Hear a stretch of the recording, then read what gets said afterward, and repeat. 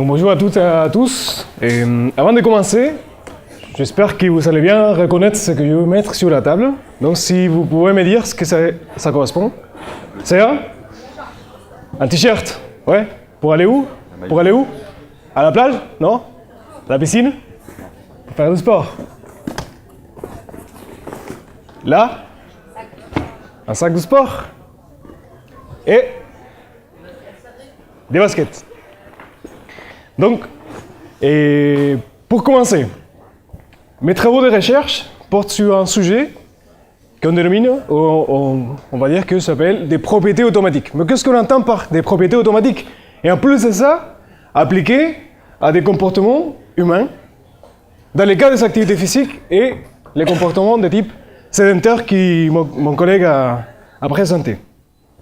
Donc cette présentation va se dérouler de la façon suivante. On va commencer, et je ne suis pas si pointu que mon collègue au niveau de la technologie, mais ce qu'on va faire, c'est participer d'une façon naturelle. Donc avec la main, on va lever les bras. Et vous allez me dire si vous êtes d'accord ou pas. Et parfois, vous allez être amené, et, à un moment donné, à parler et dire quelques mots. OK? Est-ce que vous êtes d'accord? Oui? Oui. Merci. Donc, on commence avec la première partie de ma présentation. Pourquoi les bonnes résolutions, à votre avis? Parce qu'on est dans le mois de décembre, on commence à faire une petite liste. Oui, vous avez déjà commencé, non? Non? Pas encore? J'espère que dans la liste des bonnes résolutions, il y a celle que j'utiliserai moi-même pour l'année 2018. Que ça fait depuis 2015, j'essaie de le mettre en place, mais je ne sais pas pourquoi ça ne marche pas. Donc on va essayer, avec ce travail de recherche, d'arriver à comprendre pourquoi ces listes de petites bonnes résolutions ne marchent pas. Donc la première, bien sûr, pratiquer une activité physique. Tout le monde l'a noté, non? Ouais, pour l'année 2018. La deuxième, c'est mon cas, donc diminuer ma sédentarité. Et la troisième, j'insiste, c'est mon exemple. Il y a quelques-uns qui m'ont dit, oui, tu devrais diminuer l'alcool. Non, non, c'est pas mon problème. C'est plutôt le café. J'espère que ce n'est pas les vôtres. Hein? Donc, question. Quel est le pourcentage des personnes qui ont l'intention de commencer une activité physique, mais qui passent vraiment à l'action, à votre avis?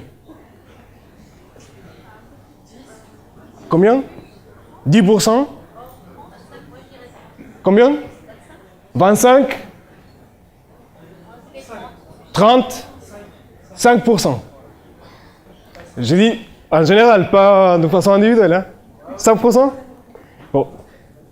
Ça, il y a une étude qui est sortie qui montre que c'est 54% des personnes qui ont l'intention de passer à l'action, donc commencer une activité physique.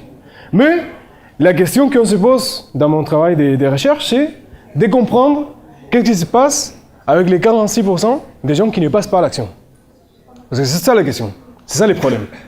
Donc on a de plus en plus de gens qui ne passent pas à l'action. Ils ont vraiment l'intention de le faire, mais finalement il y a des processus qui font que finalement ils ne le font pas. Donc parmi ces processus, on dit que le comportement humain, il est guidé par deux. D'un côté, un processus de type intentionnel, donc on est vraiment motivé, on a pris la décision, on a planifié notre activité, mais ce type de processus s'applique lorsque le comportement, c'est un nouveau comportement, et en plus de ça, c'est quelque chose qu'on fait d'une façon occasionnelle.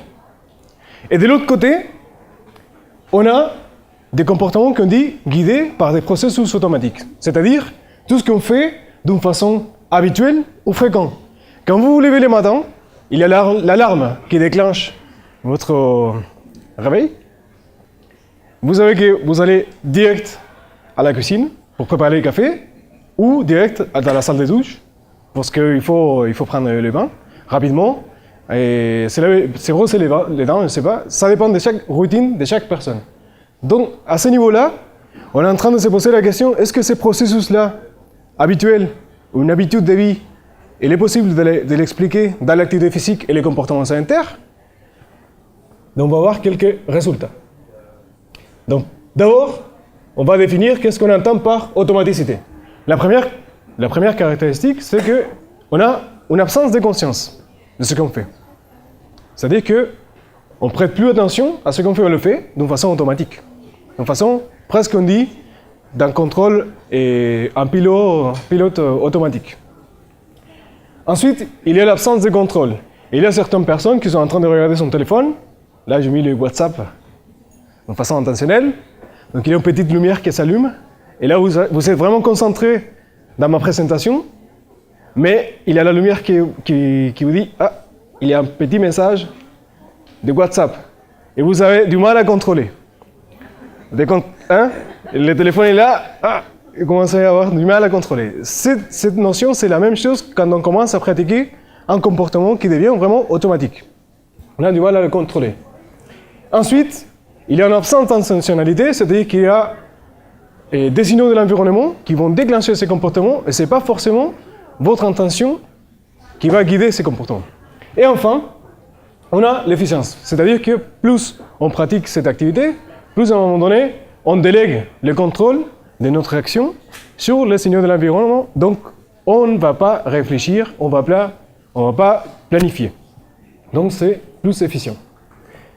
Alors, nous, dans le cadre de mon étude de thèse, on a développé une échelle qui nous permet d'accéder à certaines conditions qui vont mesurer ces processus cognitifs qu'on entend par et qu'on a défini comme l'intention ou l'intentionnalité de déclencher ces comportements, la difficulté de contrôler les comportements une fois qu'on a commencé, et ensuite l'efficience que j'ai expliqué tout à l'heure.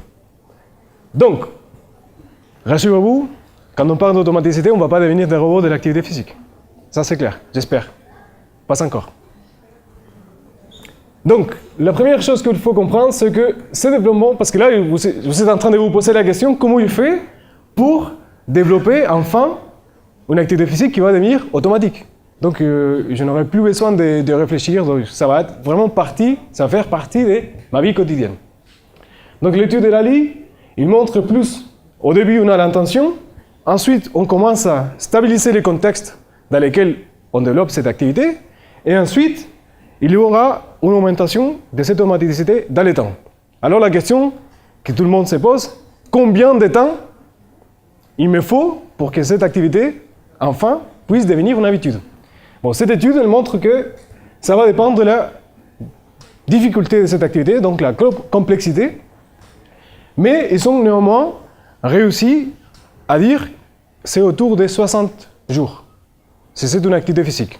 Parce qu'il y a d'autres comportements qui sont plus simples, comme par exemple le fait de manger des fruits une fois que je me lève le matin. Ça, c'est un comportement qui est beaucoup plus simple que mettre en place une action d'activité physique. Donc ça dépend de la complexité de l'activité. Donc, expérience, c'est la première. Et votre participation, s'il vous plaît. Donc, vous allez lire à haute voix, donc rapidement.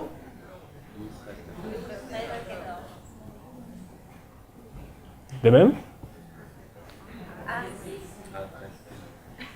Et pourtant, on voit bien que c'est le même caractère. Donc, je suis en train de vous montrer c'est qu'au niveau de notre cerveau, il y a des connexions, des associations qui dépendent fortement de ce que l'environnement m'envoie comme signal. Deuxième expérience. Là, il y aura des mots qui vont apparaître, il faut le retenir, et à la fin, on va faire une tâche qu'on appelle des complétions de mots. Donc ça va être vraiment rapide, ça apparaît et ça disparaît. Et à la fin, vous allez dire, à haute voix, le mot qu'il faut mettre pour compléter cet espace qui reste. OK? Oui? Parfait, merci. Donc,